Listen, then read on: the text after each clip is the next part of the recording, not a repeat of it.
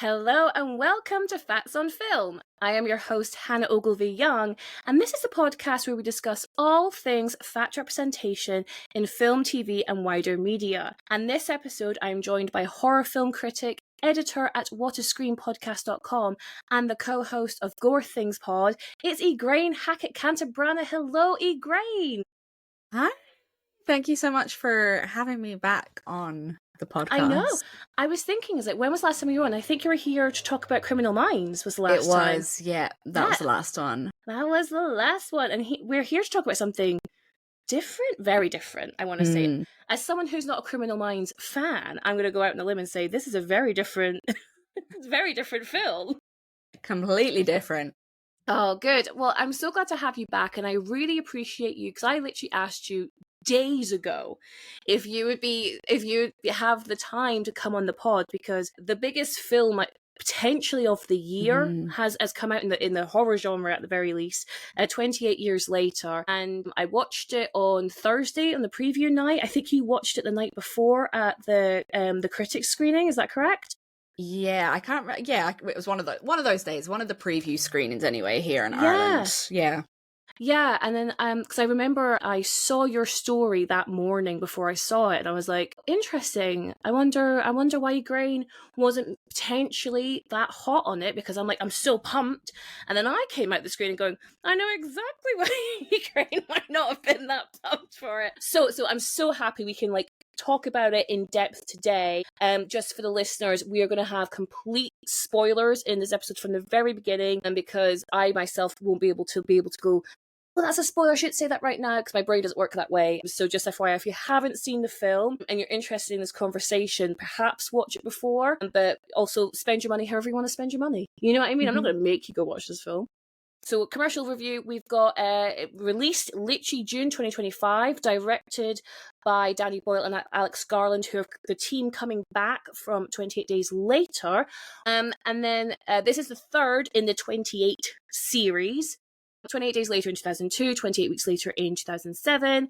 It stars Alfie Williams, Jodie Comer, Aaron Taylor-Johnson, and Ralph Fiennes. It currently has an 89% positive review on Rotten Tomatoes, and it is doing very well in the box office. I believe it's currently just behind How to Train Your Dragon in terms of box office success. It's making buku bucks, as we probably anticipated it would, and there is a sequel already greenlit, already filmed, which will be coming out January 2026, which, again, I want to get your thoughts on that in a bit. But before we get into all of those details, Ygraine, could you let me and the listeners know what 28 Years Later is all about?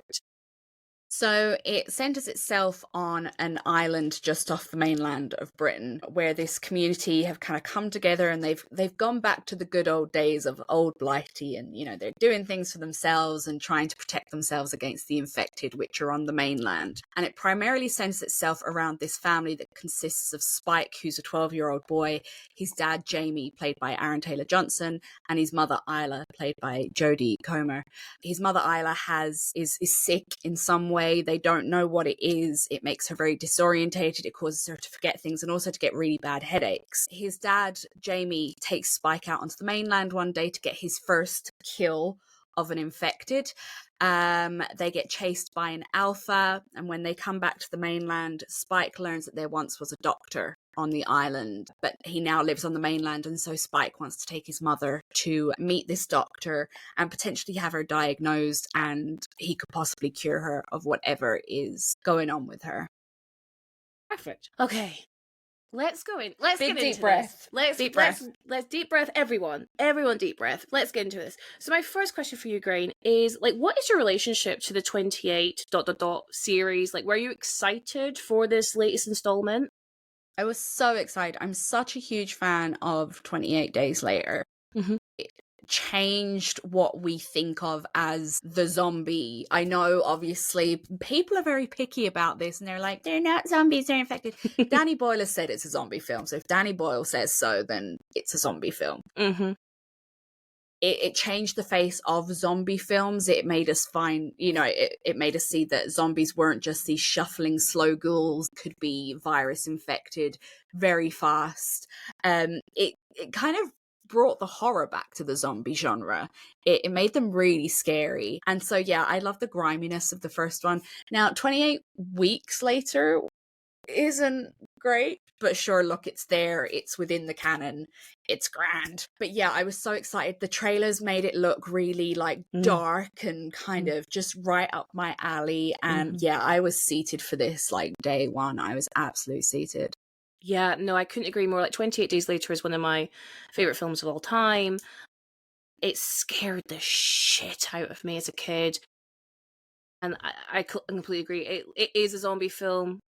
Zombies are infected. It was brilliant. I am a defender of 28 Weeks Later. I totally recognise that it's not as good. It loses a lot of that Britishness that makes 28 Days Later so appealing. But at the same time, I really like their clunky American foreign policy thing going on in it. I like it.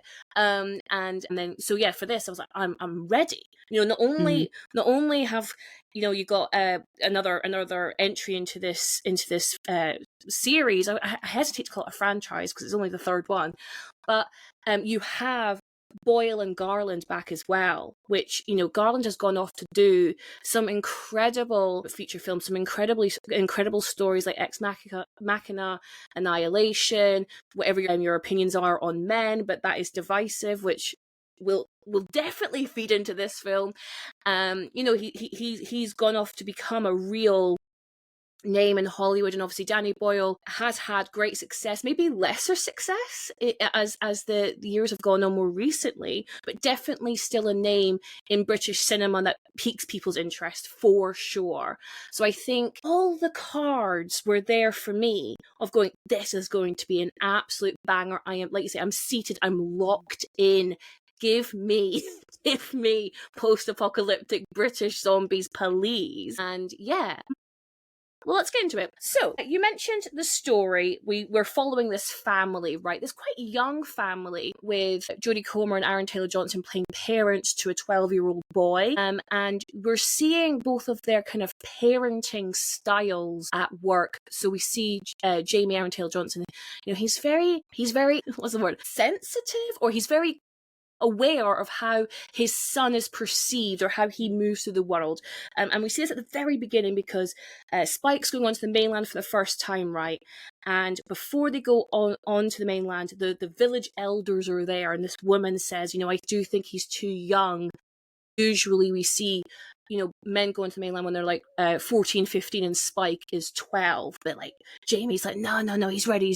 And I was like, oh, okay. Like immediately, I know what we're doing here, right? Like it's not dissimilar to the themes that were present in the very first film, 28 Days Later, when we see Jim having to grow up and get accustomed to this new way of life in an infected Britain. So this is not a dissimilar theme for this series as from the beginning. But yeah, we get to the mainland, and Jamie's so excited for Spike to pop his infected cherry, as you alluded to earlier.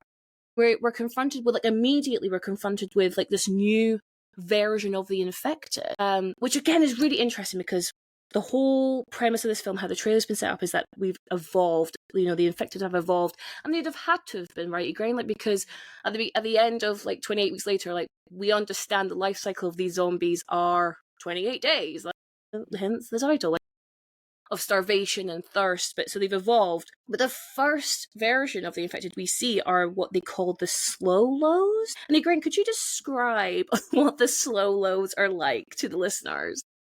We'll try. So the slow lows are almost the bottom feeders of the zombie feeding chain, if you like. They are literally on their stomachs crawling. They're portrayed as bloated, their faces are quite bloated, their skin is mottled.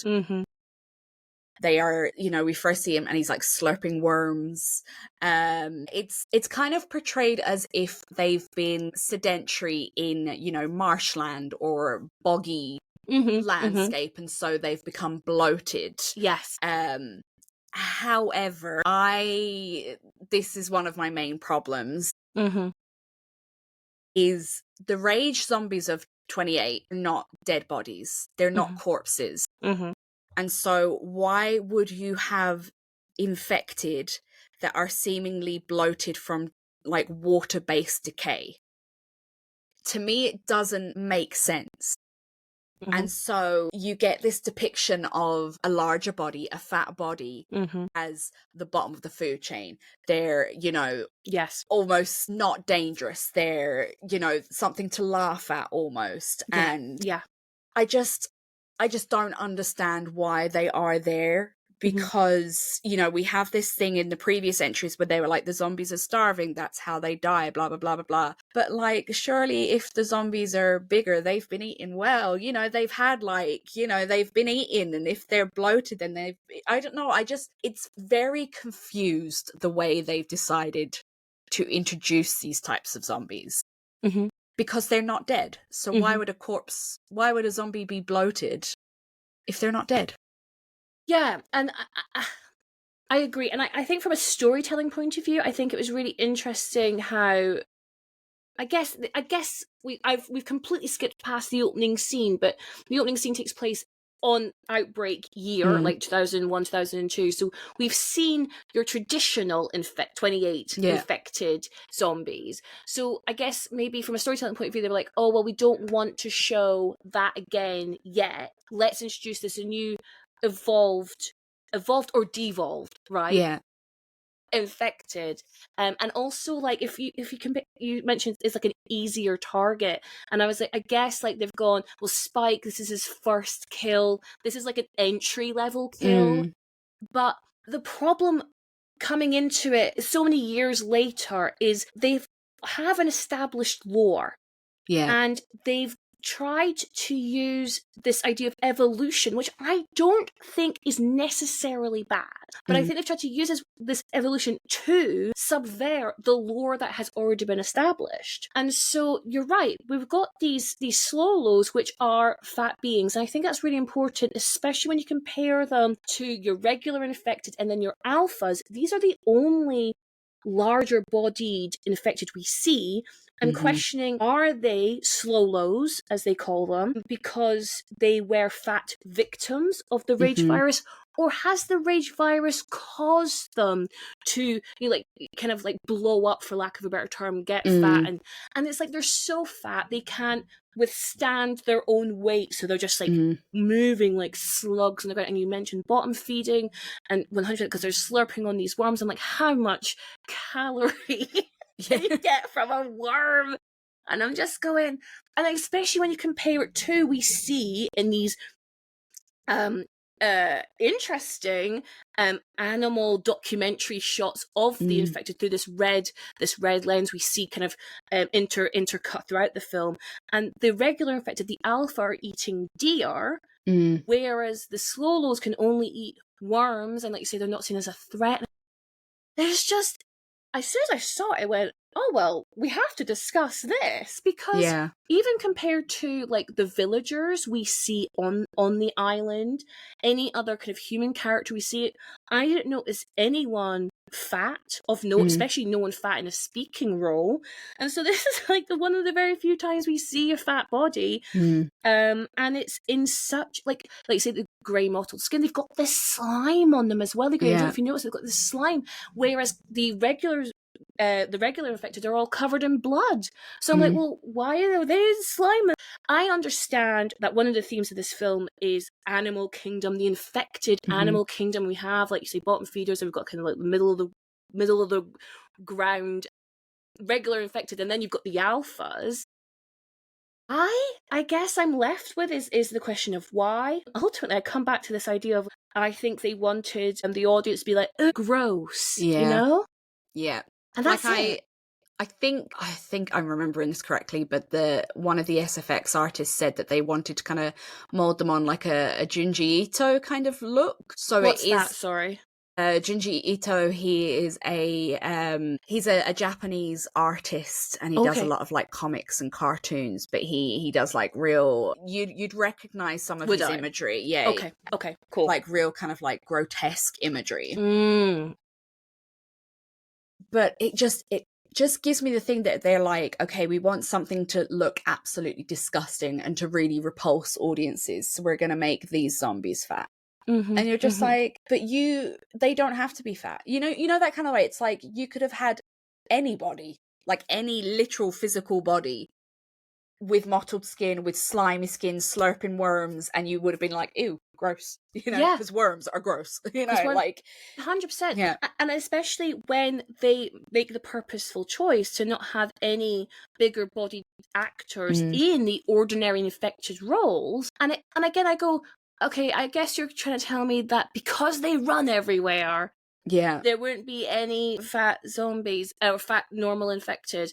But like, I know people who run. You run, don't you, Ygraine? I do, yeah. I'm currently training for a triathlon, so yeah. Well, there you go, yeah, right? And like, it's like larger bodied people can run. Like, I'm sorry. Just like some kind of body diversity, because like it's just so, because it's a choice, isn't it? I mean, this is what we have to come back to every time we see fat representation implied in such a way, like it's a choice. They made a choice there. Now, what I don't know, and maybe if you saw more from the SFX, is were these actors put in prosthetics? Were they put in fat suits for their roles? I don't know. I've really not seen much about these characters. And to even amplify this point more, where we see another deviation of the infected virus in the alpha, there's a whole scene where they question why the alpha exists, right? And we get this, it's like the rage virus is like steroids to these specific people. But there is no hypothesis or explanation given of why these slow lows exist. Yeah. And I'm like, oh, it's just they're not even worthy of speculation, and I just think it's so like disregarding, and coming back to your point of just like it's just meant to be a bit of a joke for the audience, and that's really sad. Yeah, it is. I mean, there's quite a few points in this film that I was like, oh, that's just like, it's just an easy direction to take. It feels too easy. And I fear that that's one thing that I kind of didn't like about this film, was just its laziness. Yeah. And I could not agree more. I think what I'm seeing a lot of commentary around this film, it's doing really well on social media. We're having a lot of the kind of, big faces I've seen, like film critics and film enthusiasts on social media, like laud this film. And like, I don't want to piss on anyone's chips, right? If you like this film, oh my God, well done. I'm so happy for you. But this is such a surface level film. Yeah. And it tries to, because, coming back to kind of the themes of this film and the plot and the story, we've mentioned the animal kingdom thing. We've touched on that there's this clear, like, family dynamic going on. We've got this idea of masculinity, and we're going to get into patriarchy and whether that masculinity can get toxic, right? And it's all at this very high level. And I go, why are, like, 28 days later, there are definitely some things that are handled clunkily, if that's a word. But there's definitely this idea of like isolation and what it is to be human and connection. And we see that like through Selena's character in the first installment. And I just think all of that nuance is missing in this, or where they could, I think they think they're adding nuance. Yeah. I'm like, what? Yeah. There's a scene, which I cannot wait to talk to you about, which I rolled my eyes so far back into my fucking head. And everyone on social media is like, my God, it's the best scene. And I'm like, is it? Is it? And we'll get there. I'm teasing the audience when I'm talking about it. But anyway, let's carry on. So Spike gets his first kill, right? He gets his first kill with the slow lows, and Jamie takes a few out too. And then we get to, there's a house, and there's an infected that has Jimmy carved in it. That'll come back later. And then there's a whole thing about like how Jamie's just wants his son to kill. They have no souls, blah, blah, blah. And then, but then when they're trying to get back, I think they're kind of like progressing. They find a deer that's been massacred, and a head is put in the branches.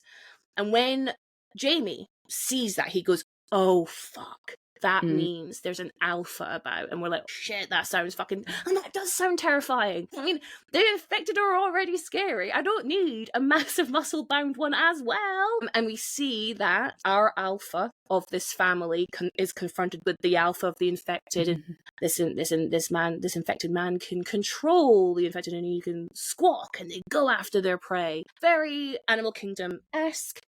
And we hide, and we're waiting, and we're waiting, and we're waiting. And then they finally decide to make a break for it to get back to the island. Oh my God, Ygraine, this scene I hated this scene so much. Oh my god, I hated the scene! Hated it so much. I hated it. So we're getting onto the causeway. The father and son are running, and they're kind of joking. It's like, oh, we did it.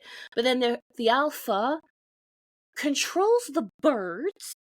Fly, my pretties, fly. No, and I'm going, what is going on? What is going on? And I've not seen anyone talk about that, by the way. I've not seen anyone talk about that on social media, because that is barmy. And the birds kind of stop them, and then the alpha's running full force at the boys. And in the background, because there's no light pollution in Britain at this point, we've got these amazingly fantastical celestial displays, which I loathed.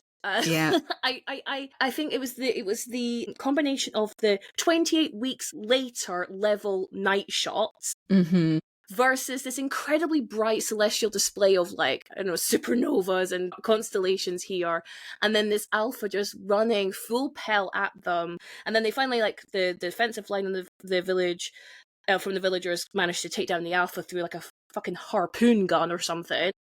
That's how beastie these things are. And then they get in, and then they have in their party to celebrate Spike's first foray onto the mainland. And I didn't find it intense. I found it, like, laughable. And I thought, like, everything that the alpha I thought were what was scary about the alpha was just kind of completely lost in that moment for me personally. But what were your thoughts? Yeah, I completely agree. It was the celestial setting and the, kind of northern lights lighting. And then it was every time a foot hit the water, it had this weird, like, freeze frame of a splash. Yes. It was just really bizarre, and it didn't fit. One thing I love about 28 Days Later is when there is chase scenes, there's so much peril and panic and threat. Whereas this had nothing. There was no threat to it. And the only thing I can think of is because you go from that to this, like, really chaotic folk horror style village fete party. Yes. That's very frenetic, that Spike is so uncomfortable in. He sees his dad in a role that upsets him and makes him, he's sick from the alcohol. And all I can think of is that they tried to create this contrast where they were like, outside here, there's a threat, but there's beauty to it, and there's beauty to being away from this colony. But this colony, there's something quite dark about them and how they see the masculine in the village. And that's the only way I could think about it. But at the same time, that is never explored. Yes. And so how can you set up something like that but not explore the contrast? And so, yeah, it really took me out of it. Yeah, no, I had not thought of that at all. That's a really good point, because, like, there's something really Wicker Man about the village. And I'm not mad at that. That's really interesting, because if you've been in this really isolated village for 28 years, you'd be crazy. Like, you have to be. But there's this, like, really interesting motif that they keep showing, which is this mask with the bleeding eyes. And there's no explanation to it. Now, granted, they may explain that in the next film, but I was left going, what's that about? That's crazy. That's a crazy thing to have. And because that's something we saw in the trailer. Yes. And so with that, and I was like, oh, that looks interesting. Like, that looks a bit weird. And then it's like a real ephemeral point in this movie, and you're like, oh, okay. Yeah, absolutely. Like, and we have the female villagers are the ones who are setting up the party, and there's bunting. They've still got the picture of the Queen up, and, like, very, like, World War II vibe. Like, be British and keep carry on, and whatever the phrase is.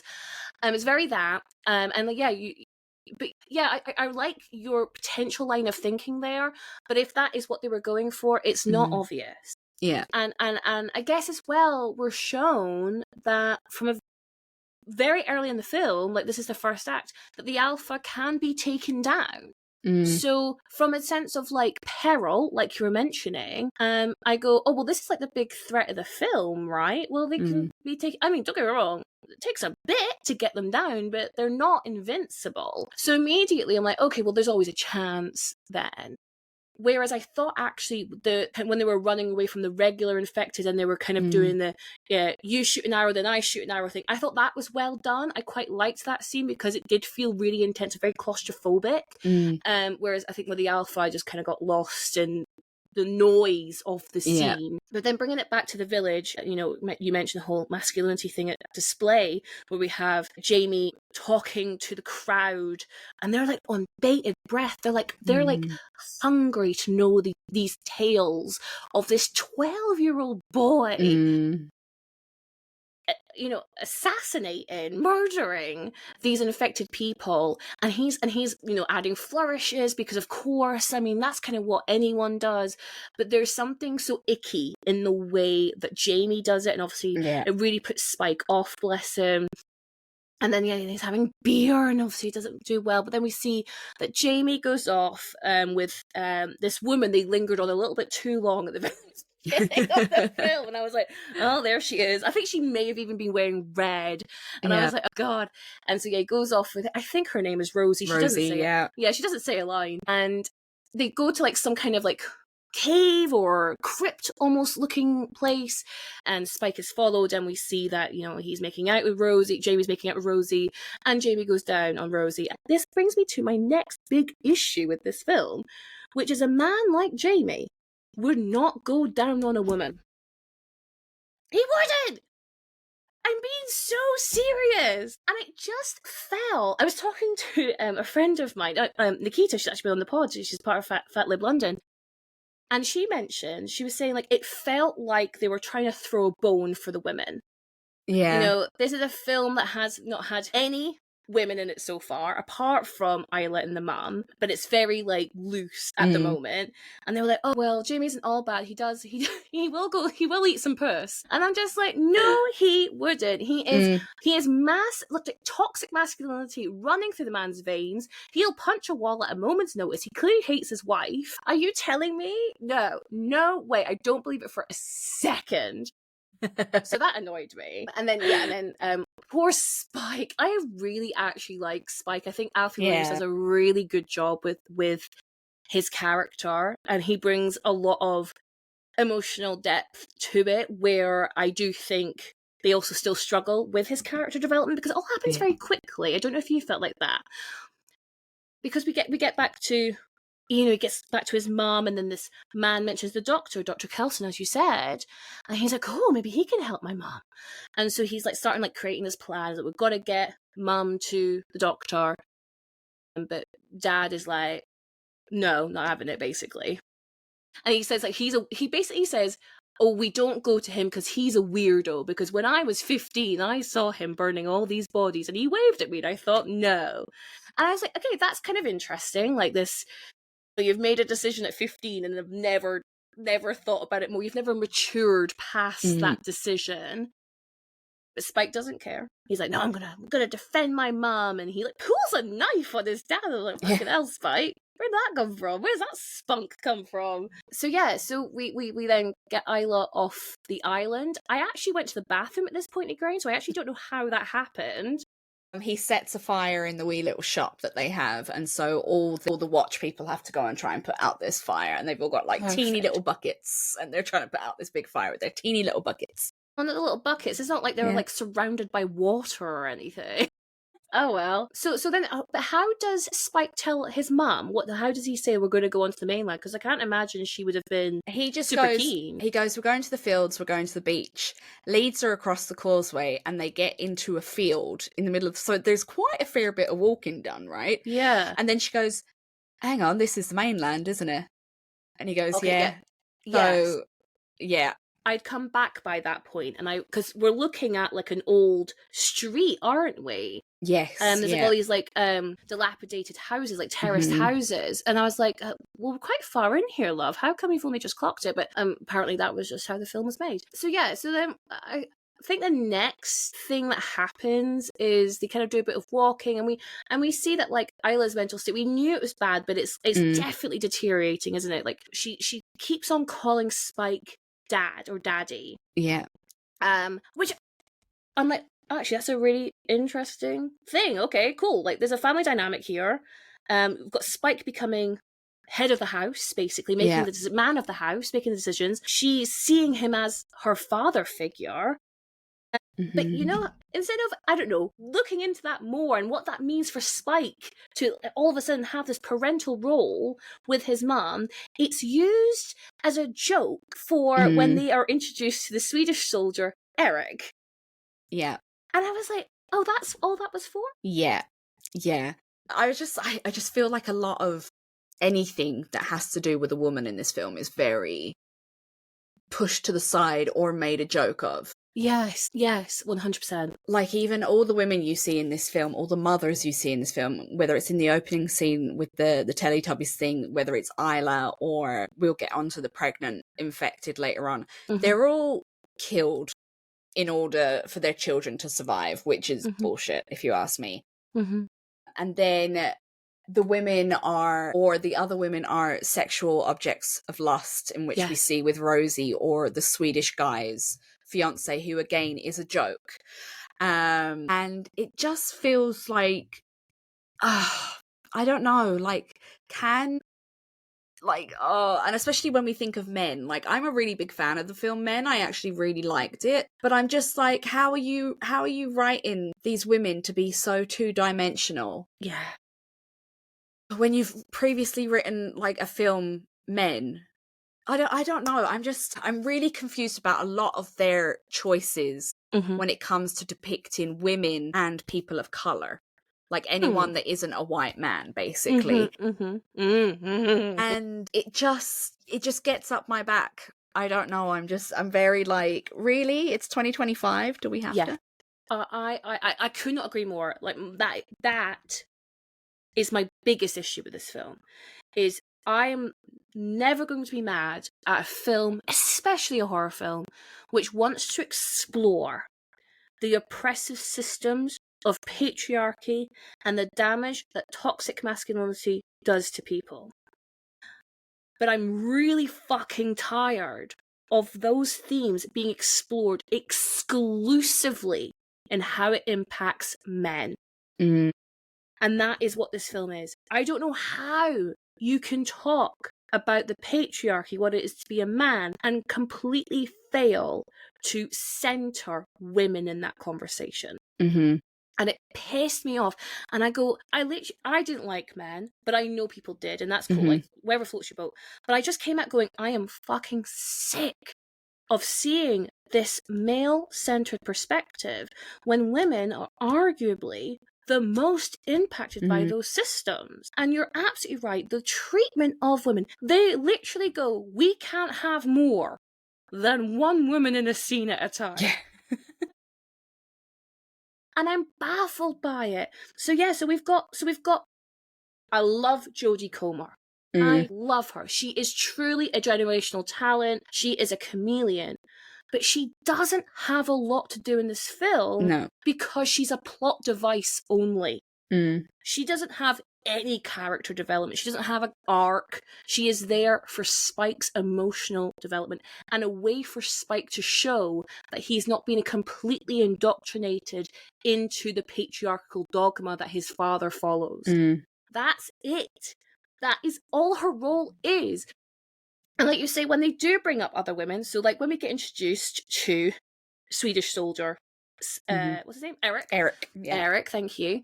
We see that, you know, he has this fiance or ex-fiance back home, and shows a picture to Spike, and Spike, they start having this joke about, because she's, you know, a 25 young woman who may like some filler. You know, a little bit of enhancement here and there. And instead of using the opportunity to be like, whoa, doesn't like the beauty standard force is like unobtainable expectation on women, they go, aren't women so dumb? Yeah.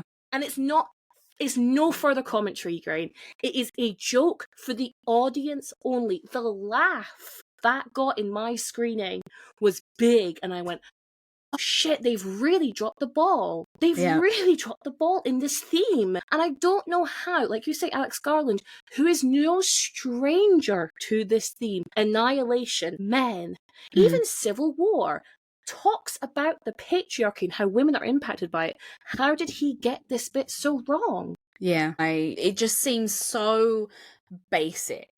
And Yeah, so like something I equated this film to was it was like watching an episode of like The Walking Dead or Fear of Mm, the Walking Dead. It was almost like it was trying to appeal to audiences of that have watched The Walking Dead.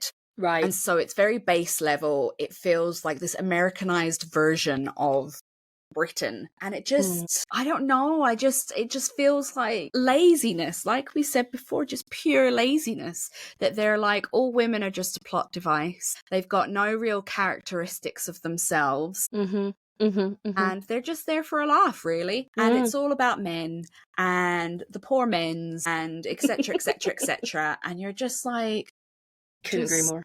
like get fucked, mate. Like, Yeah. No, like literally get fucked. literally, literally, and I could not agree more. And then they explore this further with Eric, Swedish soldier Eric, Mm. because this honestly, I was like, where are you going to go with this one? And Mm. it was when they're talking about the Alpha, because he's just been chased down by one of his Alphas. He's lost his whole team to the Alpha, and he's going. He asks, "What the hell was that big guy?" And he uses a Swedish word which means better. And I was like, interesting. Where are we going with that? And Spikes mentions the whole steroid theory that they have, even though he doesn't know what steroids are, and I thought that was cute. And then he goes, oh, well, this is Eric, he goes, I have Viking blood in me. I wonder if I would become an alpha. And I Mm. was like, now that's interesting. You've got characters who are fantasizing. Mm. If they were to become infected, would they become an alpha? Because of course that's aspirational. If you compare that to our slow lows earlier, they're not very aspirational, are they, Ygraine? You don't want to be crawling on your stomach eating worms. You want to be the alpha, Yeah. right? Okay, that's a really interesting thread. Where is this going to go? Nowhere. Nowhere. Yeah. Also, and I'd love to get your thoughts on this. So, what did you think to Eric in Eric's inclusion into the story?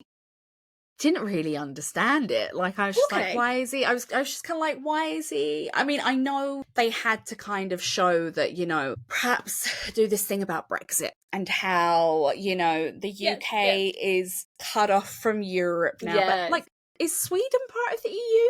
Yes, it is, but they may not have the euro.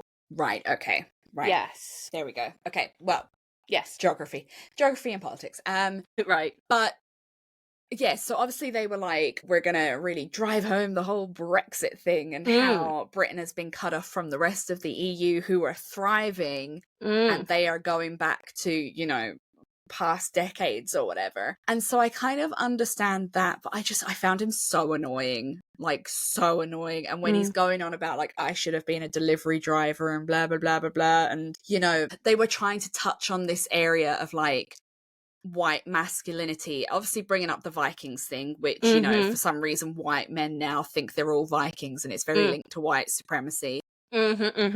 Bringing up even just this whole alpha thing, where men go on about being alphas and alpha this and alpha this and you're a beta and all this kind of shit, even though they don't even know what an alpha is. And so I kind of get that, but like we've said before, none of that was further explored.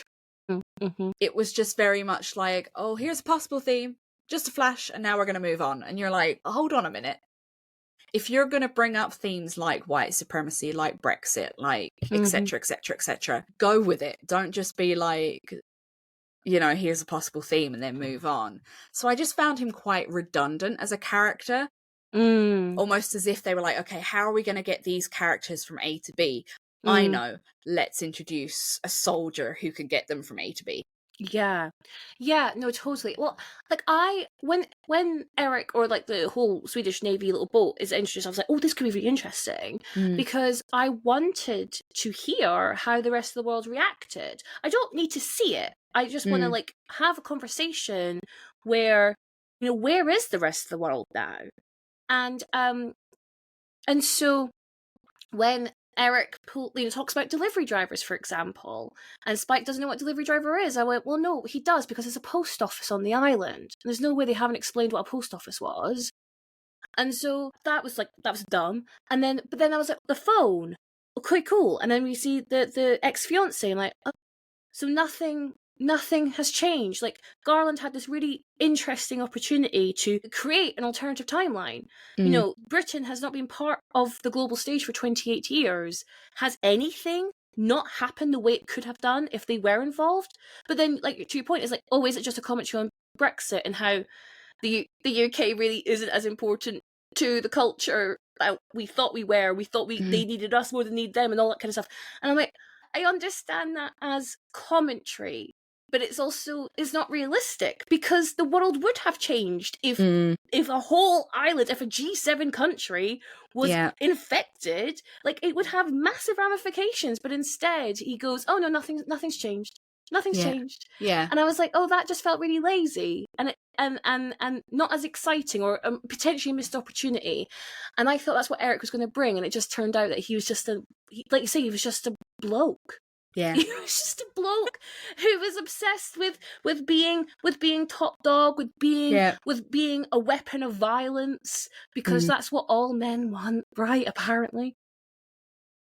And so, I was a little bit disappointed, but then that leads really interestingly onto the scene where Isla, in her lucidity, hears a woman, I guess, crying, which leads us onto a shitty little train. We had actually seen, hadn't we? We'd already seen this infected pregnant woman previous, when there's this kind of another kind of like animal documentary shot of them bathing in the water, which is interesting, and they do nothing with it because we get immediately distracted by the pregnant person. And so Isla goes up, and obviously we understand infected to be really dangerous, but Isla apparently, even though she's lucid in this moment, she sees a woman going into childbirth, and instead of running or even killing the infected woman, she decides to help the infected woman through this childbirth. And a baby is born and is not infected, and they can tell it was not infected immediately. Let me know your thoughts, please. As someone who has given birth, yes, just because you hold the hands of someone doesn't make it any easier to fucking push out a baby. Let me fucking tell you that. That was good. I just thought it was such a stupid scene. Like, how do they know the baby's not? I know they're like, the eyes, but you're like, when a baby comes out, their eyes are so like bloodshot anyway, because they've been screaming their head off and trying to come out like a tiny birth canal. So you're like, how do you know it's not infected? Like, and I just find it bizarre, and I didn't, like, obviously there's a point to it because it's going to come back in another film, but like, I don't know whether this was meant to like shock audiences. Yeah, okay. To be like, look, a zombie or an infected is giving birth, ew, gross, what the hell? I mean, we've already seen the pregnant zombie thing, haven't we? Like, we've already seen that in a few other films. Yes. And then, again, the mother then dies because Eric shoots her. And whether they're trying to, I feel like I'm trying to work this out as I go along. That's what we're doing. You're workshopping this. Trying to figure, it's like Charlie from It's Always Sunny in Philadelphia with his red Pepe string. Silva. Who was Pepe Silva? But I don't know. I mean, obviously they're trying to show the humanity behind the infected, maybe. But how did she get pregnant? Like, and it's kind of, it's supposed that this is the alpha's baby. Yes. But like, how? How? And why? And do rage-infected women still have menstrual cycles? That's such a good question. Are they ovulating? Like, where's the... I feel like there's a lot of things left out in this when it comes to simple biology that I just need. There's a quote by Dr. Kelson later on that has me and Becky Sace, who's another girl, absolute stumped. And it's to do with this baby and what he says. He says at Spike is explaining it. He's like, I've got this baby, it came from an infected. Yeah. We don't know why she's not infected. Yeah. And Dr. Kelson goes, the magic of the placenta. And you're like, no, that's not what a placenta does. The magic of the placenta. That's all you need to know, Ygraine. No more questions. No more questions needed. The placenta did it all. You're like, do rage-infected placentas, are they a magic cloak? Because generally, for people that don't know, the placenta is the connection between mother and baby, and whatever the mother has gets passed along Yes. to the baby through the placenta, whether that's nutrition, etc., etc. You can pass viruses onto your baby through the placenta, obviously. And so I'm like, how is this placenta suddenly a magic placenta that has stopped this baby from getting the rage virus? I just need to know these things. Like, what? When this film has gone out of its way to explain the alphas are alpha because the way that their bodies have metabolized the virus has caused the steroid effect to the point where they're now the heads of the animal pack. Because these are now animals now, Ygraine. That's the thing. They're not humans, they're animals, right? Yeah. But then when they're having the baby, they're back to being human again. Yeah. Right? And so you've gone out of your way to explain all that, but then when it comes to like things that actually happen in the film, they just shoo it away with this magic. And that leads me to what I think of this scene, which is the scene I rolled my eyes back so far into my fucking head because I was like, oh my god. It was just like this sick, infected, pregnant woman and Isla, a sick mother who recognizes the miracle of childbirth. And it just felt like Garland and Boyle looking to the camera and just going, aren't women magical? Yeah. Like, that's how it felt.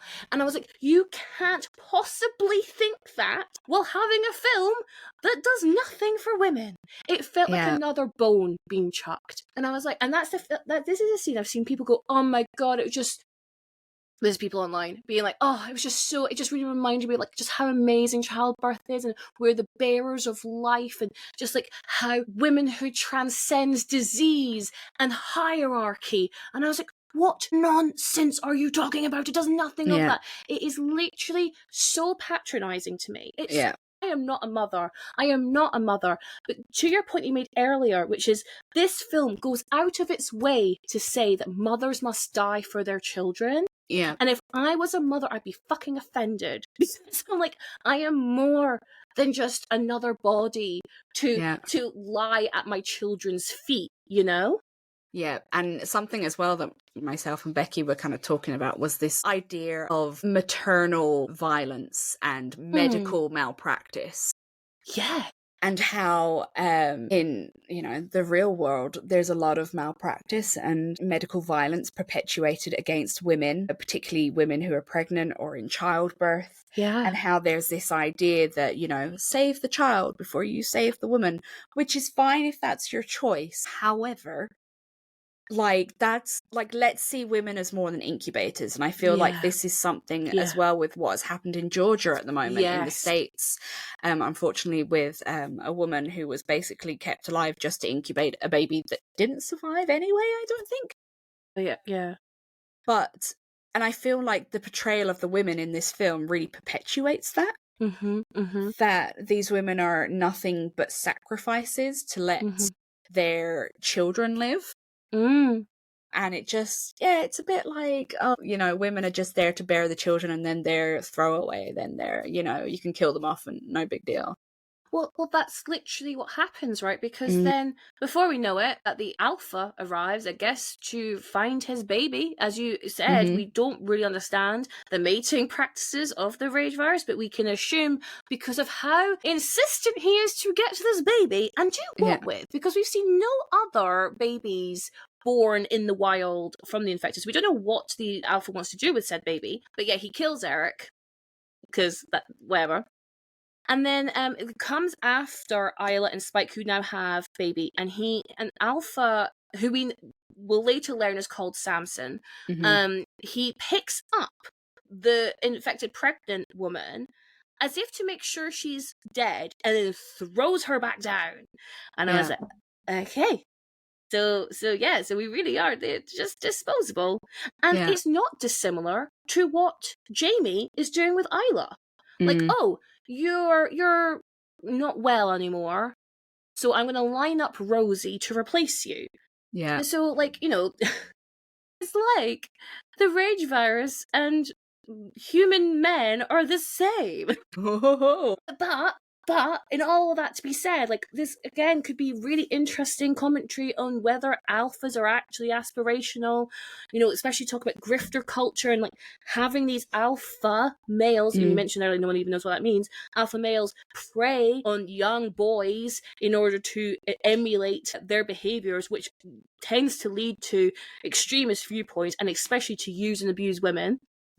But we can't get into that level of detail, Ygraine, because Samson has the biggest cock ever committed to cinema. And I'm like, what am I meant to take away from this? And that's a prosthetic.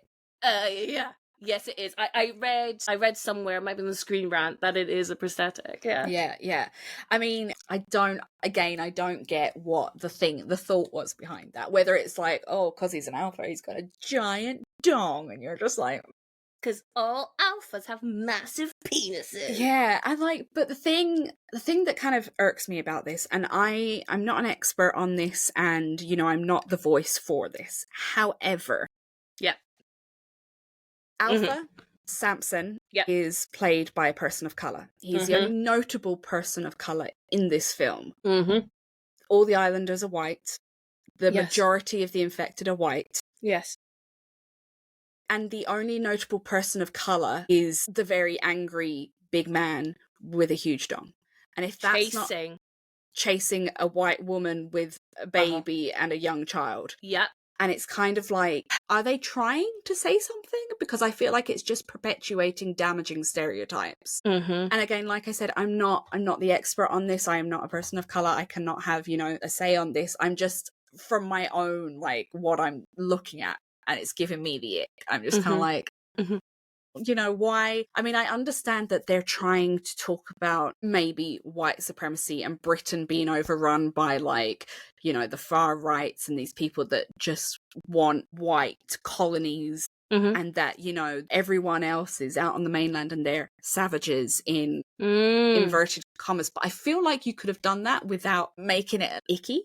It just feels real like, well, you could have done that without having an all-white cast and without having the only person of color be this character. Now, the only thing that I can kind of gather from it was when he's hunting for his child, basically, he's chasing, these two have made off with his kid, and he's like, for fuck's sake, come back with me kid. The only thing I can kind of feel that it might have represented was in colonies such as in Australia and in the Americas, when white settlers came, they took children and babies off the indigenous peoples to try and integrate them into white Christian culture. Yes. And that's the only thing that I can see that maybe they're trying to represent. However, the baby's very white. I don't know. I don't know whether it's that deep. I think that's a really good take. I think that's a very generous take.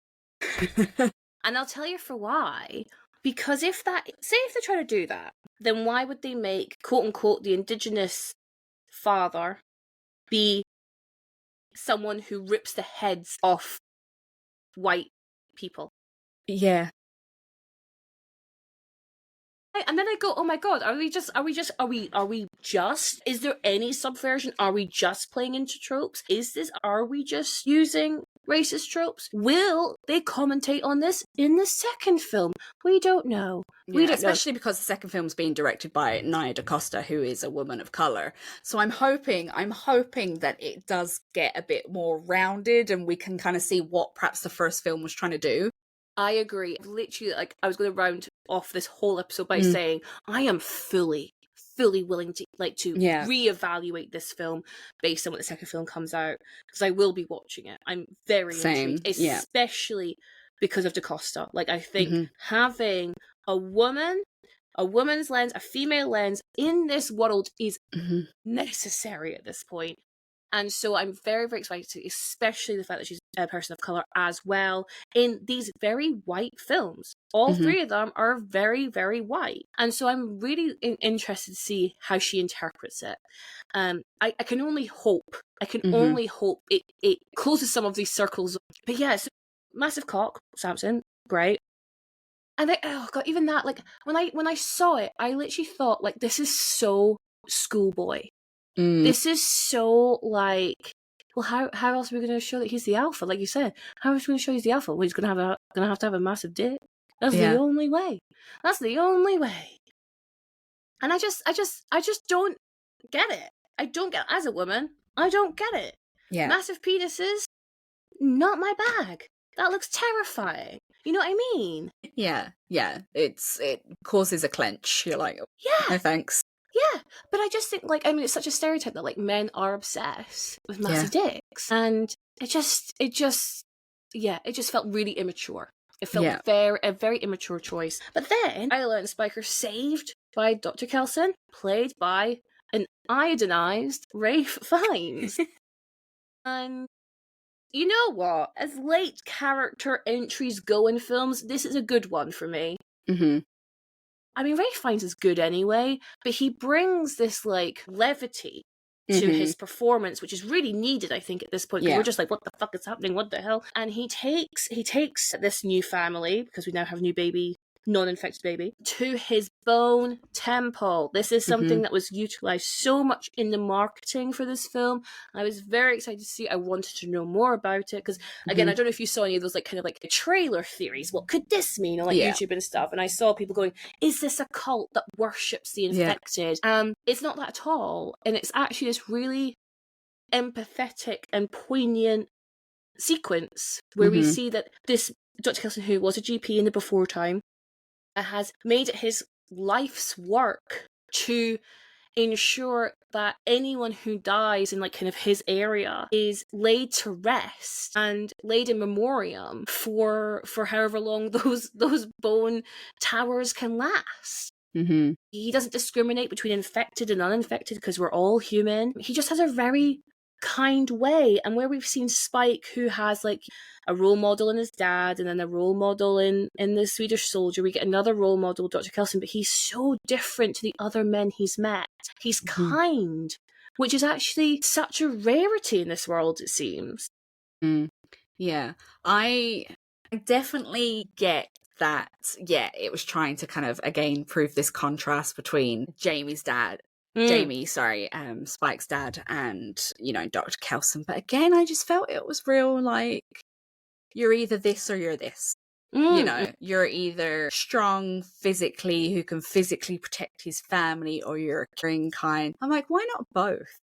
Yeah. Why? No, we don't see Dr. Kelson kill. No. He has a very good chance to kill Samson. Yes. You know, once he's given him the morphine and kind of put him to sleep, he could chop his head off. Yeah, 100%.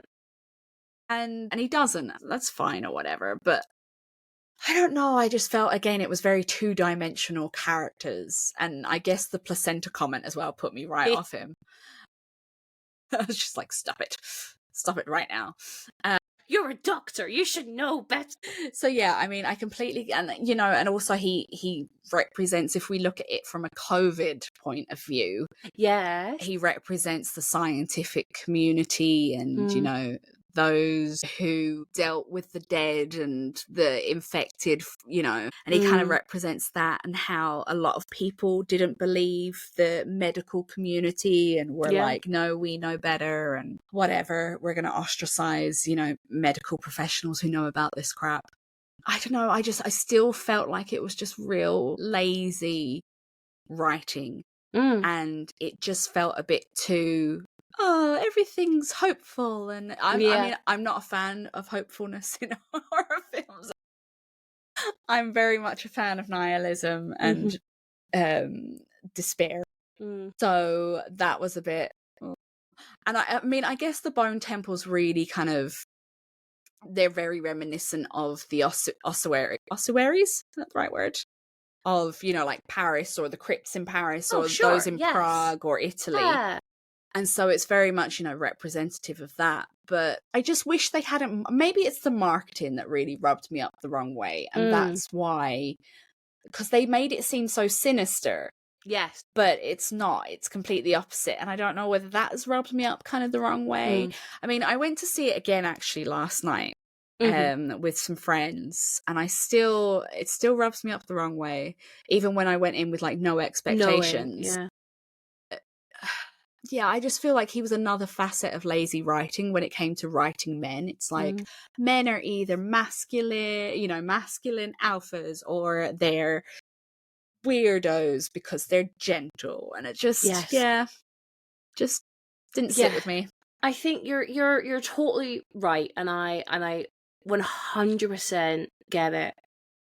But for me, this is the sequence that worked the best. Mm-hmm. I think maybe because I was so fucking tired of these god awful men, I was just happy to see someone who was nice, someone actually, I might eat my own words here, because I was going to say someone who wants to take care of Spike and Isla, but he kills Isla, so maybe that's not right. But yeah, I liked what he could represent, and I totally hear, either end of the spectrum, and then I go, well, I wonder if then Spike becomes the kind of perfect balance of someone who can look after himself but someone who's still empathetic and kind, and that will be challenged in the second film. I'm absolutely sure of it.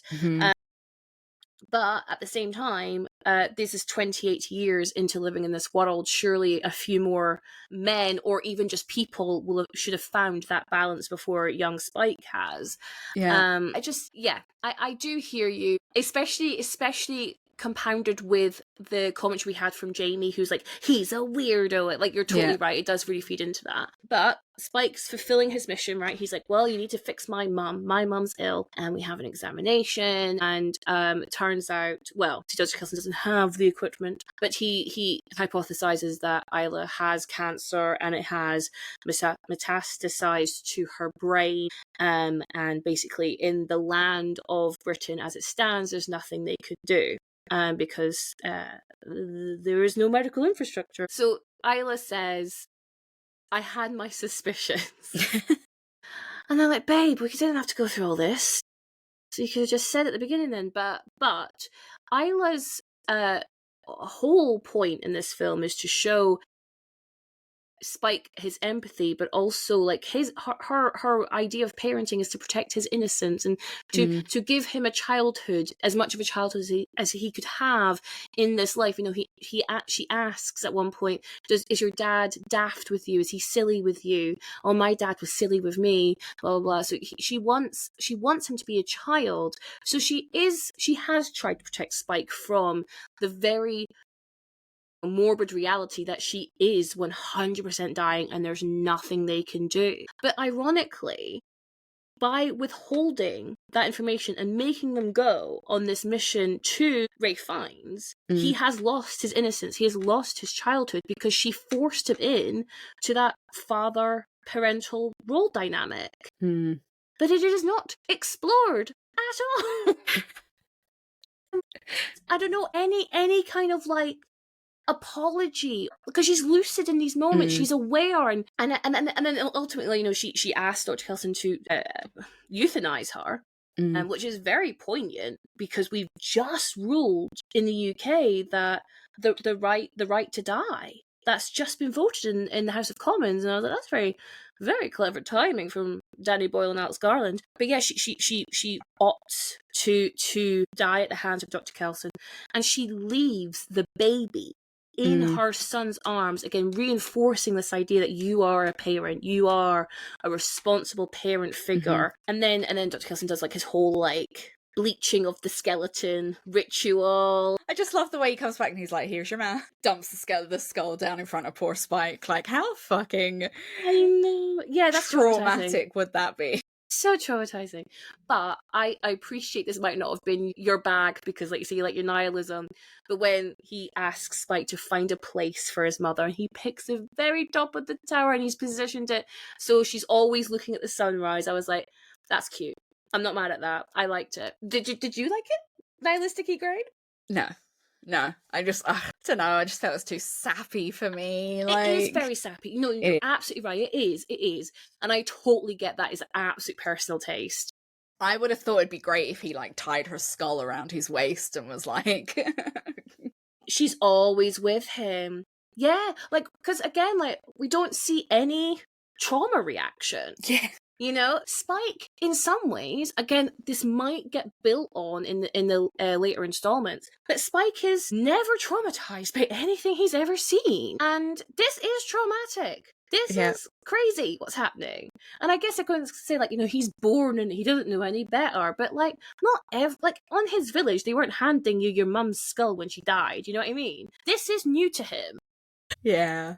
Yeah, it's a bit wild. I don't know. I hope it is explored. I And we hope just so. have this kind of like, almost, he's so far gone that he's trying to numb himself. Yes. However, yeah. I get like a very sneaky suspicion that they're not going to explore it, and they're like, he's grand, look at him. Well, I don't know actually because of the ending. So immediately this scene is like cut short because the alpha has attacked and we're in a little tunnel. And because he's the fucking baby, he wants the baby. Yeah. Who's a very quiet baby, by the way, for a baby that hasn't had any milk. That's such a good point. Like, such a calm baby. It is the anti-rage, apparently. That's the next level of evolution. Yeah, because they can't give the baby milk, and so they've just been giving it water. But water is actually really damaging. I thought for that too. Newborn. I think it hurts their kidneys basically. No. And I'm like, why is this baby so calm? And why does it look like a 3-month-old? Yeah, it was a very old baby, wasn't it? It was so old. Very old baby. Yeah, Samson attacks and Dr. Kelsey's like, I think you should go now because like take this baby away from me. So Spike ends up trekking back to the island, and he leaves in a little shopping basket. And he leaves the baby outside the village wall with a note to his father to basically say, Dad, I've got to go on my own. I've got to go on my own coming of age journey. I want to keep walking till I can no longer see the sea. I'll be fine. Oh, by the way, the baby girl's called Isla. And this is when I went, are there no other fucking names in this universe? Like, and I get it. It's named after his mum. But when we go back to what we were saying about how this film has very few women in it, and every time there is more than one woman in a scene, they have to kill off one of them. And I'm like, you've literally just replaced Isla with Isla. Yeah. Like, no. Just, I don't know, call her Iona or something. Like, just as a variation on the name. I just was like, that's so frustrating. Aaron Taylor-Johnson, he's fuming, apparently. He's fuming. He runs out into the causeway and he's just like, rah! And I'm like, why are you so mad, man? Like, what, where is this? Are you mad because your wife's dead? Are you mad because you now have a baby to look after? Are you mad because your son has abandoned? What? Where? Because I don't know, Ygraine. I really don't know why he was so angry. He was angry. Think, you know what it is, right? Aaron Taylor-Johnson, bless him. God love him. He's not the fucking best actor. Like, he's a himbo. All we need from him is just to take his shirt off and that's it, because he cannot act. And I feel like they were like, we've got to give him some form of range of emotion. So let's have him scream out to the mainland, like, Spike! Spike! Spike! Spike! In his awful Geordie accent. Yeah, bless him. Awful in this film. Well, I literally have zero opinion on the man. Like, you know, people that really love him, and like they want him to be the next James Bond. And I'm like, oh, whatever, crack on. Like, get your bag. I don't care. I just don't care. Like, when the cast was released for this film, I actually could not give less of a fuck, because the whole point of these films is that, you know, when 28 Days Later came out, the most notable name would have been Brendan Gleeson and then maybe Chris Eccleston, right? Like, Cillian Murphy was not the Cillian Murphy we know today. Naomi Harris is not the Naomi Harris we know today. But even in 28 Weeks Later, that's like Rose Byrne and Jeremy Renner's like first. Idris Elba, Idris Elba's in it, Yeah, he is. Yeah, I mean, Harold Perrineau's in it, but he's a bit more well known. But like, still, like, it's a very small named cast. So when these big names were attached to this, I was a bit like, got my heckles up a little bit. I'm not gonna lie, I was a bit like, no, I want unknowns. Yeah, I want to feel like. I mean, that's why Alfie Williams, I think, is probably the best, because. I don't know if he has been in anything previous to this, but he felt the most genuine to me. Like, he really did. So anyway, what's his name? Spike. He's off. He's fishing. He's fine. No problems. So this 12-year-old boy, not nary a few days ago, had never been on the mainland before. And not only has he been on twice with both sets of parents and fought however many off, and then had a baby and all this. He's now on his own in the mainland. No fear, this lad. And as some infected, ordinary infected, I should say, attack, he's backed up against this caved in road, and this man pops over the top. I don't even know what he says, actually. You saw it last night. What did he say? I don't know, because all I can think of is now then. I know. I can't even remember what he says or what he's like, you seem to have like a handle on it, but do you mind if we step in or something like that? Isn't it? Yeah. It's very like, I'm on your level. Yeah. Which is something children presenters were known for. Like, they've got to speak on the children's level. And this man is played by Jack O'Connell. He's a slight Scottish accent, which I'm not mad at. It kind of makes sense for the character. And he's got this longish, shoulder hair, blonde hair. He's adorned in cheap fucking jewellery. He's wearing a shell suit. And he has a gang of very similarly dressed people. Now, in the UK, in Britain, it is absolutely no mistake that he is Jimmy Savile coded. Like, he is dressed like Jimmy Savile. And I turned to my husband, Ygraine. And went, what the fuck? Because I'm actually not as mad at this scene as a lot of people are. But what I see it for what it is, which is it's intentionally aggravating. It's intentionally trying to get people to be like, what the fuck? My God, that's mad. Oh, that's ruined the film. That is the whole point. Yeah. And therefore I go, is that your only point? Or are you actually going to expand on this ludicrousness? Yeah. Or did you just want it for that what the fuck moment, I thought this was the best fucking scene. Like, mighty morphing fucking power Saviles. Like, it just fucking... They jump out and there's like this death metal version of the Teletubbies, because this is all connected to the first... it? Yeah. So... Oh my God, I didn't even know! Yeah. So the first scene is this group of blonde kids in Scotland. They're all watching the Teletubbies and their parents are outside the living room. They're like, stay in here, don't move. And all the parents get attacked. And there's this little boy, Jimmy, that escapes and runs down to the church, and his dad is the priest or whatever, and his dad gets attacked or whatever. So this is Jimmy grown up. Yeah. And obviously at the time, Jimmy Savile was still thought of as a national treasure, and so his crimes have not been outed. So Jack O'Connell's character, has taken on the persona of someone who was a national treasure and an icon. And so it was bizarre though, and I wonder, and I can't wait to see how Nia DaCosta takes this on. Yes. Being an American person. Being American. Because I've seen so many Americans or American watchers or non-British watchers not understand the reference. Yeah. Again, as that film ended, I went, how will an American understand the weight of this? Because, like, everyone who watched it and who was, like, you either knew immediately it was going for the Savile reference, or you were like, is this going to be reference? But everyone's gone, wait, what? You can't do that. You can't do that. And you're right. In 2025, you can't do that. But this is not a film that takes place in 2025 with all the knowledge we have now.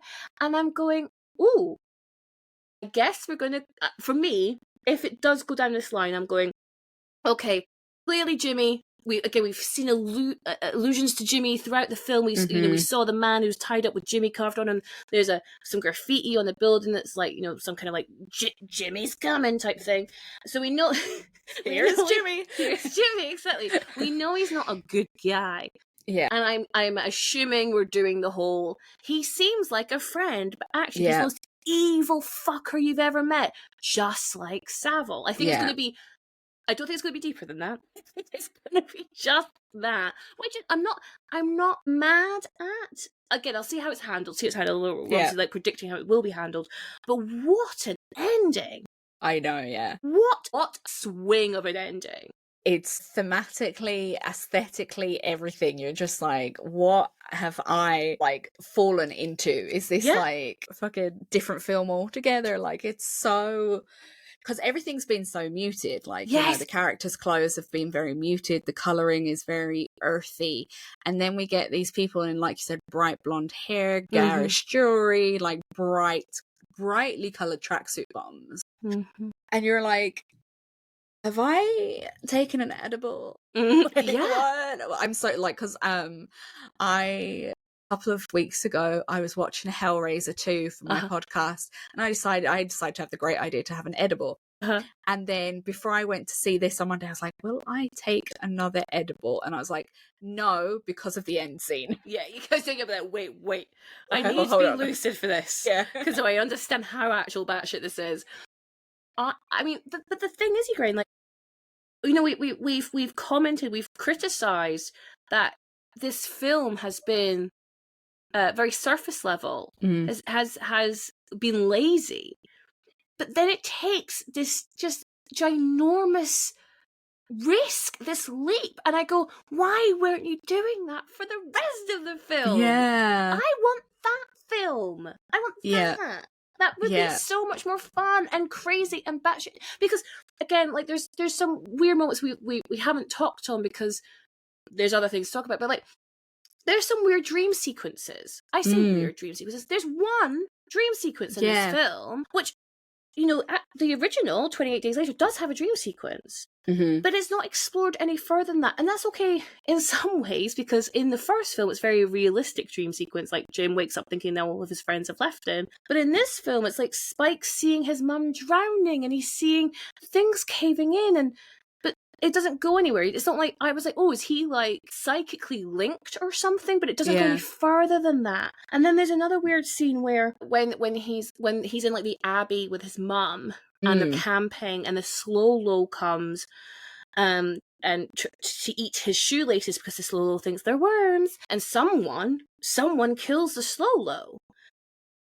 Isla and Spike wake up together, and they're like, how is this slow-lo dead? And then it immediately flashes back to show us it's actually Isla that killed the slow-lo. And I was like, but why did you need to do that? Why did you need to flash back to that? Because we were just there. And there's so many weird, like, editing choices, which I understand. Maybe they were trying to come back to this like hyper reality and this dream state, but it's not committed to it either. And I really don't want to be mean about it, because I appreciate people have put, like, I'm mean about the writing because the writing is lazy. But when it comes to like the cinematography and the editing, I appreciate people have put their whole pusses into that. They really, really did try, but it fell so flat for me. And I think one of the most egregious examples of this, and it just did not work for me, was when Spike and Jamie first leave the island, and we get the Boots poem again. Now, I appreciate Danny Boyle wasn't in charge of the marketing of the film, but when we heard Boots in the trailer, it was like epic, right? It was like, oh my god, this is terrifying. So fucking scary, so interesting. Like, what is happening? But they use it in the film, which is why it's in the marketing. And they use it, and it's lost all of its punch by this point, because we've heard it so many times. And it's intercut with shots from, is it Henry V? Yeah. Like military shots of these young boys being taught how to shoot arrows, and also shots from the 28 Weeks Later film when the American soldiers just start to kill everyone. And it felt like I was watching a trailer in the middle of this film, and I hated it. I hated it. I was like, why are we watching this? And then we got the visual of, you know, the quarantine around the UK and Ireland, by the way. I had no idea that Ireland got by the rage virus. They kept that quiet until they showed that map. Yeah, I mean, is this just a thing where they're like, Ireland's part of the UK, right? Of course it is. Of course it is. There's no drama with saying that statement out loud. Like, I was like, why not include that at the very beginning when you're doing when you're setting the scene? Why does it have to be? It just felt not like the best use of editing. It felt weird for the pace. I hated the red camera shots. Because I'm like, who took that? Because the infected are looking. Yeah. Who's got the infrared camera? Who's got it? Because the infected are looking right at the camera with their yellow glowing eyes. I'm like, well, where did this footage come from? Because the infected don't look at the camera in any other scene. And I just, like, those choices, for me, I appreciate, okay, they're swings and they're misses in my eyes. But then, if you could combine that with the final scene with Jack O'Connell's Jimmy, that's a real... I'm not saying I love it, but I really appreciate the ambition of it. Yeah. And I just don't know how that's all part of the same film. Yeah, it just, I had a real problem with the cinematography and editing choices. It just felt weird and it took me out several times. Like there's I think it's mainly used in the beginning when they kill the infected and it freeze shots. Yeah. And I was like, it goes round like a matrix. Yeah, yes. But it freezes for a second. And I was like, am I having a stroke? Like, is something wrong with me? Is it me? Am I the drama? Am I the drama? Am I the villain? I don't think I'm the villain. No. I actually really liked those shots because I wasn't expecting it. Do they add anything to the visual storytelling? No, they don't. But were they different? Yeah, they were. And so I was like, oh, this is interesting. But yeah, I mean, they used them very sparingly. But I don't know what does it convey? That's a really good question. What does it add? I feel like because of the first film, they had like the DV, it was very grimy, it was very whatever, and they were trying to do something similar for this film with the iPhones. Yeah, with the iPhones, and they were trying really hard to be like, oh, we're different and we're using something new, but it just didn't work for me personally. It didn't work at all, and I just felt like it was too much. There was too much going on when it came to the cinematography and the editing, and it just didn't. And like, I appreciate people taking risks and not doing what everyone else is doing and not trying to make it seem like another film. But at the same time, like, I need there to be some coherency with it, and not just like, let's throw a load of shit and hope something sticks. Yeah. And that's kind of how I felt with a lot of it. There was just no straight through to connect all of this. It was just very much like, let's do this massive cinematography, like really in your face, like, my god, scene when they're running across the causeway and there's the northern lights, whatever, but now we're going to do this weird like cut and edit with documentary footage, and and it just felt so, I don't know if this is the right word, but for me, abrasive, just very much like it just didn't get me into the world building in the same way that 28 Days Later does. And I know it's not going to be the same film. Yes. However, I do feel like you still need something to connect all the films in some way, whether that is the griminess or the peril or the threat or just something. And I felt it was so detached, and I felt like it was almost, you could have been like, well, here's The Walking Dead set in England, like, The Walking Dead UK. That's how I felt about it, rather than this is we're coming back to Britain, who is still being affected by the rage virus. It just didn't feel connected, and that, I think that was my big problem with it. Sorry, that was a huge ramble. No, not at all. I mean, oh god, please. I welcome it. No, I totally agree with you. I think to your point about the editing, in 28 Days Later, it is very frenetically edited. But the score backs that up. Yeah. And this kind of guerrilla style filmmaking, it makes sense from a visual storytelling point of view.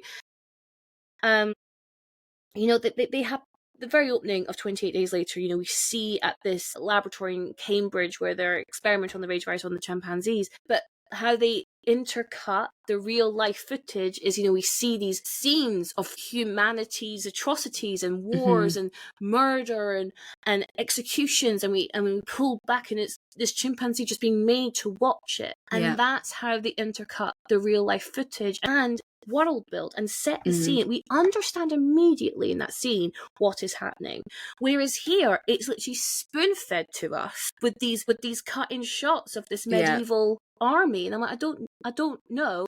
You did it so much smarter and more efficient in 20 odd years ago. Why now is it so abrupt? You said abrasive, and it's incohesive with the rest of the film. It takes us out of it literally takes us out of the film. We're no longer watching the film, we're watching these random bits of film. And then I go, coming back to the infrared scenes, I'm like, who's this film for?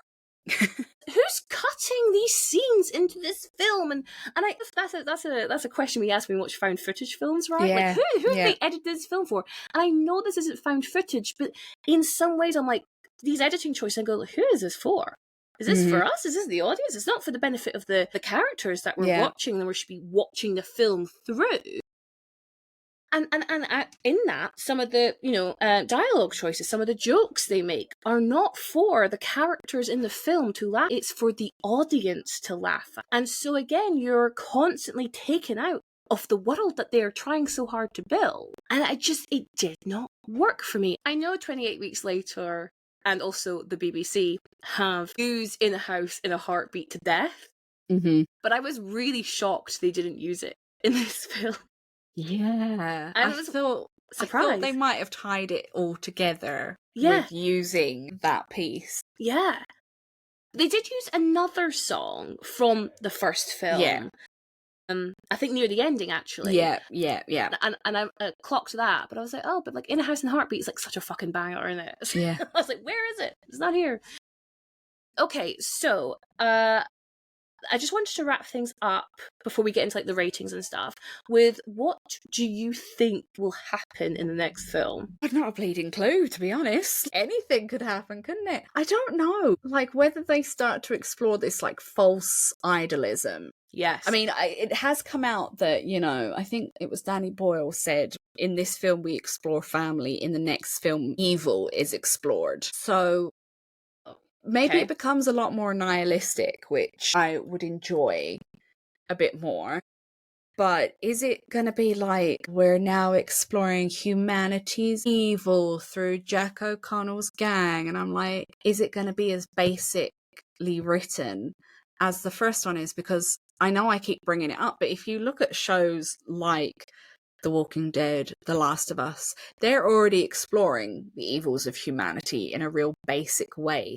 So what else can... I think this is called Bone Temple. I think the new one's called. Is. What can Bone Temple explore when it comes to the evil of humanity that hasn't already been explored in shows like The Walking Dead? Because that's one of the problems with The Walking Dead, is that repetitiveness of, oh, here's some bad people that are just as bad as the zombies. So what else can they do that's not just that? Yeah, and I remember they took that from 28 Days Later. Yeah. And it's like, this is the problem I think the film has, which I didn't foresee when it was announced, which is, you mentioned at the very beginning of this podcast, you mentioned how 28 Days Later revitalized the zombie genre. It made them scary again. And every piece of zombie media has tried to emulate the 28 Days Later motifs. But now, 28 years later, either just keeps, chugging that same circle, like pushing the same wheel, which it seems to be doing, or it reinvents itself again. And that's a lot of pressure, right? It's a lot of pressure. And I would say from this first installment, it has not succeeded. It's nothing we haven't seen before. Like, I want to watch a film that explores these themes against the backdrop of a post-apocalyptic, zombie-infected Britain. I am there. Yeah. But this isn't that. This isn't that. This is a film that takes some really low blows and calls it good commentary. Yeah. I think I hadn't heard that thing from Danny Boyle about exploring evil. I definitely think, obviously, like, Jack O'Connell's going to have a much bigger part in the next film. We're going to see, him just being absolute evil cunt. But, like, how evil can he be that we haven't seen before? You know what I mean? Like you're absolutely right. Like, that was The Walking Dead's demise. Yeah. It's just, how evil can you be? Yeah. I mean, the fact that even one of the Walking Dead series centers on a tribe of like evil humans called the Alphas, and you're just kind of like, oh my god, it does. Yeah, the Alpha in that is the head of the tribe and blah blah blah blah. And I it's didn't even think of that. Yeah. The fact that when me and my friend went to see this the first time round, I was like, it feels like a Walking Dead ripoff, and he was like, well, Walking Dead ripped off 28 Days Later, and I was like, well, is that not even worse that it's a rip-off of a rip-off? Like, what? Like, I don't know. I have high hopes because of Nia DaCosta, and I will be there with just as much excitement as I did have for this one. But I'm holding my breath a bit, and not in a good way. Yeah. Think like I remembered what I was going to say. Oh my god, sorry, I got really excited. Okay, so really interestingly, the infected, the whole point of the rage virus in the first film is that it's not, like you mentioned earlier, it's not your usual zombies. They're not like brain eating, corpses. Yeah. They are a vessel to spread a virus. That is the virus's goal, to consume, right? But in this film, we see no one turn after the opening sequence. Yeah. I know a couple of the Swedish soldiers must, but we don't know them. We never see their faces. No one else is ever turned to the infected. The Alpha's goal isn't to recruit more infected to his pack. It's to destroy. And so I go, what's the point then? Like, I appreciate the virus is meant to have evolved, but I don't, evolved to what? And going back to the whole pregnancy and procreation argument, how long have they been procreating for? Because there's one child infected in the slow-mo scene, which is never mentioned again. You could blink and miss that. But there's no children infected who are born from infected and then made infected by maybe the Alpha, and maybe that's explored in the next film. But I'm just so confused at what the virus is meant to do, because it doesn't want to transmit anymore. Otherwise, we would see that, and we're not seeing that, and they're just having their heads torn off and their spines. Love that, by the way. Like, just, how convenient. Just rip off some heads and their spines go with them. Like, oh, glorious. Great.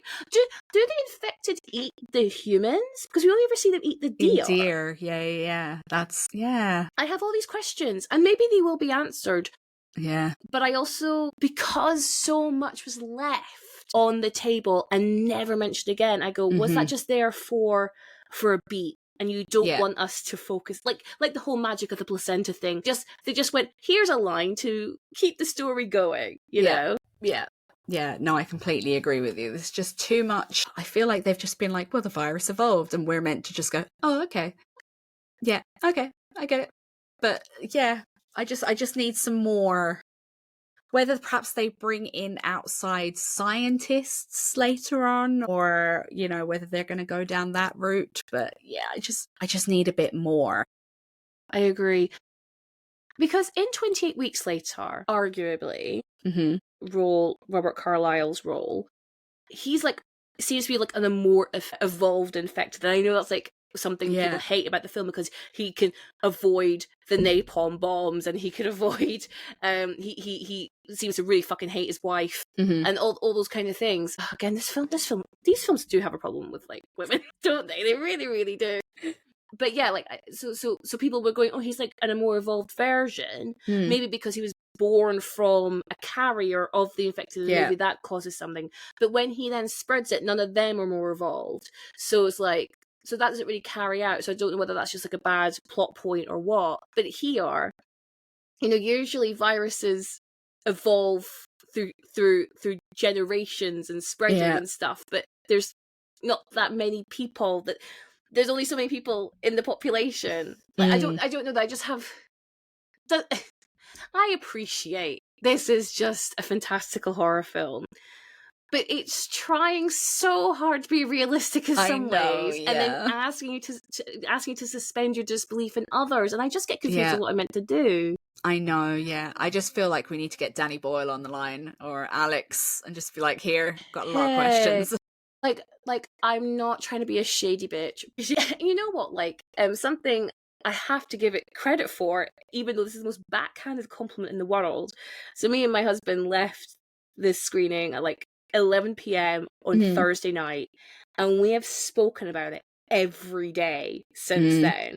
Just going, the what? And so, like, a film, it's had an impact. You know what I mean? Has, yeah. So that's credit where credit's due. Like, I've not stopped thinking about this film. I will 100% see it again. I will 100% be there for the next one. But I am, like, disappointed. I have like a Substack article That's going to go up probably tomorrow, kind of like as a partner to this episode, just of my own thoughts and a lot of things we've covered here today, just because some people like to read rather than listen. But I'm just, it really has consumed a lot of my thinking these past like 4 or 5 days. Maybe that's because the expectations were so high and I feel let down. But then at the same time, what did you rate this on Letterboxd? I think I gave it a 2. A 2, yeah. I gave it 2.5. Yeah. Which means there were some things we did like. So maybe before we get into ratings, what did we like about this one? Because I feel we've just shat on it, which is not unwarranted, but like, what were the positives for you to give it 2 stars? Thanks for making me analyze my own fucking... I liked the idea of like the spines and the skulls. Love that, and yeah. this kind of like, I liked that aspect. Because I was like, yeah, that's kind of cool. I liked the design of the bone temple. I thought that was really, really cool. And I do like Jodie Comer. Mm-hmm. But other than that, I'm just kind of like, what did I like about this film? Because I can't... I'm going to actually change my marking now and be like, maybe it's a 1. Maybe it's a... Did you like the opening scene? All I can think of is the kid going, "Why have you forsaken me, father?" Why indeed, though, Jimmy? Why indeed? I was like, no kid fucking talks like that. Father. All I can think of is Matt Berry being like, "Father." I don't think it was as impactful. I think because we saw a lot of the opening scene in the trailers, I don't think it was as impactful as it could have been.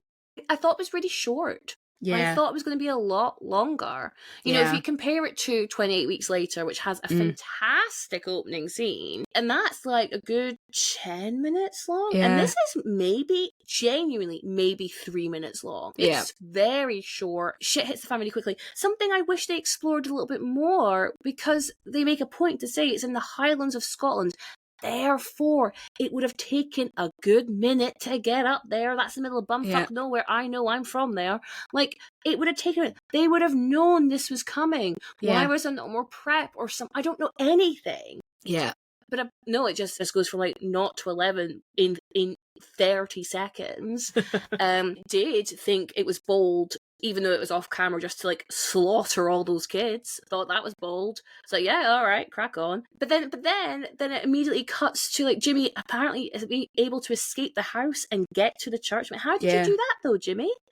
And then his dad is a piece of shit. And I was just like, so ultimately, and I come back to this theme, I go like, is this the theme of these films just shit fucking fathers? Is that what this is? Maybe, while sacrificing every single woman in the way. Yeah. I don't know. I don't know. I'm very confused about it, if I'm completely honest. No, but we are. I mean, I think we're currently on 1 hour 40 something of this podcast. So yeah, and I don't feel any clearer. No, I don't either. I thought that talking through it, I'm so sorry. I'm so sorry. If anything, I feel more confused. Yeah. But it's making money. It's making money for British cinema, which I am never going to be mad at. And we will be getting a sequel. And it was filmed back to back, Ygraine. Yeah. It was filmed back to fucking back. That's how it should be fucking done. All right? Not waiting several years for fucking... The Last of Us, take fucking note. I'm so mad at that show. I'm mad at that show for so many reasons. But the biggest thing, I'm mad at the production. You knew you needed another season. Why have you not filmed it back? Release it 6 months later. No, you're going to release it in 3 fucking years. You dumb studio. And they've already ruined it. So yeah, I know. Yeah, they've already ruined it. On that note, another zombie thing. Another zombie IP they've ruined. Anyway, Ygraine, you may remember when you were last here that we like to rate our films based on how well they represent fat bodies. Now, I appreciate we spent about 20 minutes talking about fat bodies because there's very few fat body representation. But we will stick to the rules of the podcast. So, out of a possible 5 Ygraines, what would you give 28 years later for fat representation?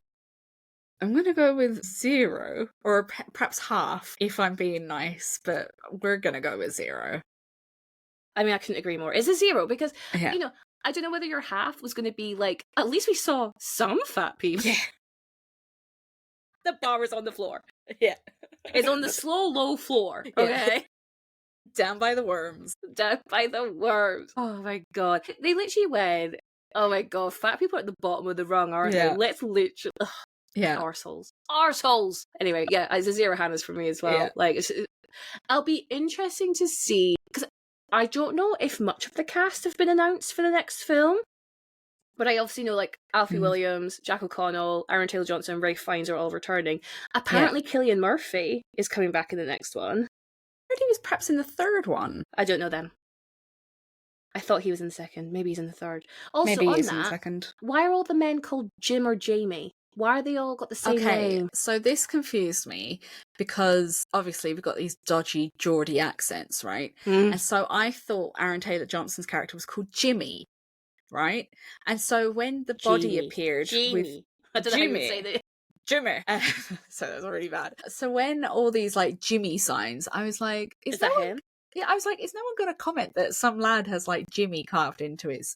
Also, what? Oh, I know we're going to keep going, but like, why wasn't that brought up? Surely if you've seen a corpse or, you know, an infected, with Jimmy carved into it, would you not go, who's Jimmy? Like, why has he got Jimmy carved into him? Well, they explain it away by saying... There are bad people on the mainland. They're crazy people on the mainland. You know, they just do this because they're not crazy. The villagers aren't crazy. Or maybe the call is coming from within inside the island. Some may say. I wonder what will happen. Because obviously, right, the Alpha's going to attack the village because they've got baby. Yeah. I was like, okay, well that's going to happen. But Spike knows that. God damn it, Spike. Jesus Christ. He's done the smart thing and he's just been like, well, I'm off. Maybe the whole plan was just so like the Alpha kills his dad. I do have a theory, but Aaron Taylor-Johnson will become an Alpha infected. Well, yeah, maybe. Yeah, I think Does that mean we'll get to see his dong? You know what? I fucking hope not. Anything else, Ygraine? I think we've extensively covered everything from A to dong. I can't do any better than that. On that note, that's the end of this episode. Thank you so much, Ygraine. I mean, like I say, I don't know if we've made it better or worse. I just hope it's been an interesting conversation. Something I've seen a lot of online is this absolute 100% devotion to this film with no criticism. And if you are criticising it, you're being accused of not having media literacy. And that pisses me off so much because I'm like, the reason why I'm criticising it is because I do have media literacy. Yeah. No, I saw that a lot with Nosferatu as well, because I didn't like Nosferatu either. And I saw that a lot with Nosferatu, and I was like... Aaron Taylor-Johnson again, being a my God, weirdo. Because, sorry, this is absolutely a tangent to Nosferatu, but he rapes his wife's corpse, right? That is 100% happening. And I saw people going like, oh, isn't he a good husband? Are you fucking for real? Get out of your arse. He's a terrible human being. It's just Aaron Taylor-Johnson, isn't it? All the men are terrible in that film. That's the point. I can't win. I just feel like feminism, and also like feminism being explored in film, and it's probably not unrelated to the rise in conservatism, is just being rolled back to the point where we're happy we're involved. Yeah. We're happy at least there's a woman. Yeah. Who cares? If her husband rapes her, at least he's hot. Like, that's where we've got to. And I feel like I'm taking crazy pills. Please let me and the listeners know where they can find more of you and your work. So you can check out my podcast, Gore Things, which is myself and my co-host, Bradley Hanson. We discuss splatter and gore in cinema.